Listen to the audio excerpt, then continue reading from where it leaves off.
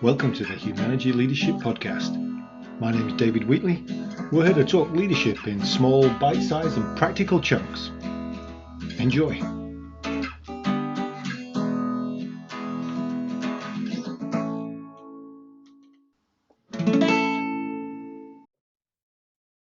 So welcome to this episode of the Humanergy Leadership Podcast. This week, I wanted to share a tool we call the Development Decision Continuum.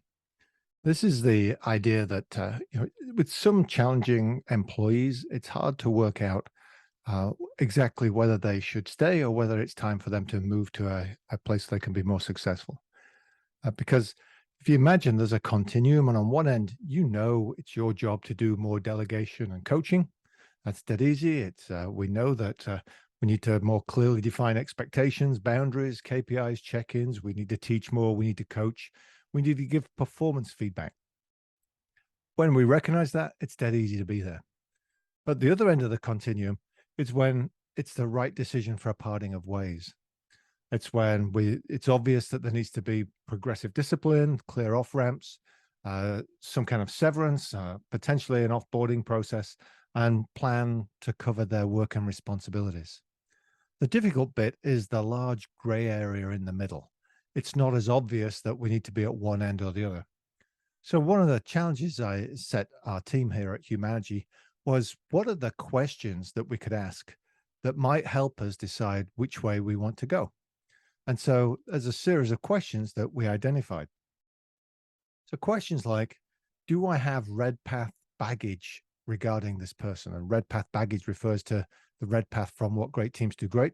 I encourage you to take a look and read about red path baggage and how it's those stories we tell ourselves about people that can often linger and influence our decision-making. Have I done my job as a boss, as a supervisor? And am I calibrated? Am I coming from a centered place, or am I working from an emotional spot? Am I excusing or enabling behavior and results? And it's something that sometimes we can get into. Am I excusing them? Am I enabling? Well, this is just David, so that's the way he does it. That's an excuse or an enabler. And those questions may drive us each way. But more often than not, they're going to push us back to the left to say, let's make sure we are doing more delegation and coaching and being clear as to what the expectations are. And the questions kind of crank up in their intensity. Was the delegation and coaching done well? Have the check-ins increased? Have I provided the right resources? Do they have visibility to where they're at currently with their performance? Have I provided situational and trajectory feedback? So what's happening in current situations and also the path that they're on. And if you want to know more about trajectory feedback, listen to the podcast episode about the airplane and the mountain, which I think was episode 79. So is the what, the results, or the how, the behavior, the problem? Is this a gap in performance and or potential? And what are the performance barriers? Environmental, skills, training, placement, leadership, motivation, or others? So I'm asking these questions to decide whether I need to move back to more delegation and coaching, or whether now it's time to move more towards the building an off-ramp and parting ways, which may be parting ways to a job that better suits them within inside the organization, or them finding a place that better suits their skills and talents. There's some more questions. Do I think this person can recover? Are they the right person in the wrong seat? And if so, what seat might work better? How do I discern their bandwidth and potential? If this person left, how would I feel and why? What am I seeing that's driving that feeling? Would I rehire them? And if not, why not? Again, what am I seeing?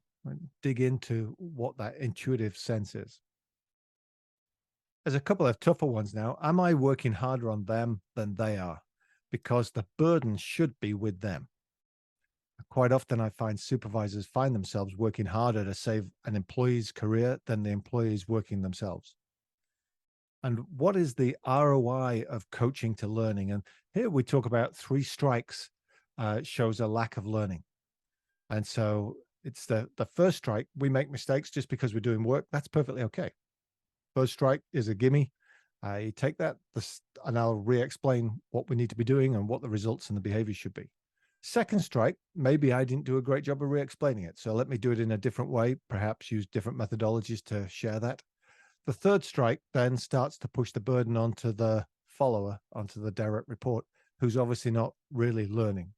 So not stepping into that, because even if I didn't do a good job of this second explanation, one would hope that they're asking questions and seeing that potential now. And if they're not, then maybe they're not the right person. What I find, though, is quite often the leaders I work with give folks 4 strikes because they're just generous and tend to want to lean towards the hopeful, the optimist side. And then there's a couple of last questions. Is there an external or personal issue that can be addressed that you have any visibility to? Do you have visibility to such things? And then finally, am I prepared for a caring, honest, and direct conversation? Again, a reference to some of the material in our book, What Great Teams Do Great. But a caring, honest, and direct conversation is what we're going to have if we're moving to the right hand end of our continuum, which is parting ways in some form. So that tool is visible if you're watching this on YouTube. It's also available. If you send me a note, I'll send you a PDF copy of it, or you can just go pick it up off the YouTube version. Thanks for listening.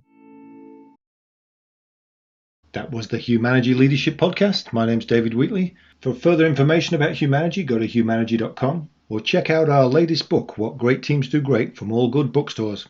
Have a good one. Stay healthy.